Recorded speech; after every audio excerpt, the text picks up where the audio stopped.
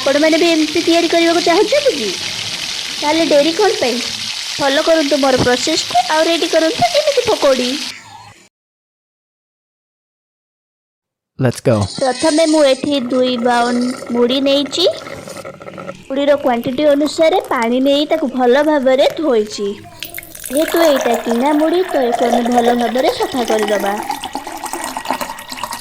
ताकू किछि समय धोई रखिबा परे एपटरे आमे पियाज आ आवश्यक अनुसार मसला मसली को रेडी करिबा। मुड़ी रे पकेइबा पियाज भेसुंगा पत्र आ मु मेंशन करथिबा एठारे समस्त मसला। मसला रे लंका गुंड जीरा गरम मसला रसुण जीरा गुंड धनिया गुंड स्वाद अनुसार लुण।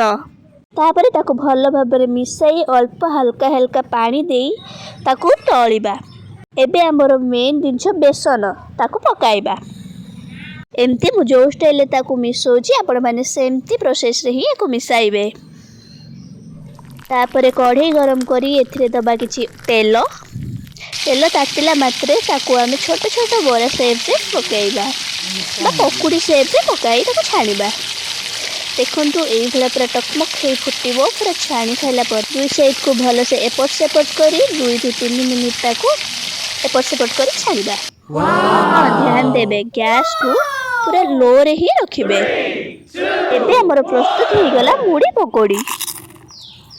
माने भी एमती थरे बनाई देखंतु देखिबे समस्त को पसंद आसीबो। एबे हम घर लोकंकर फीडबैक कोन चलंतु सुनिबा। केमिति हिची दादा? भल हिची पूरा एकदम पूरा बढ़िया क्रंची भी अछि। भल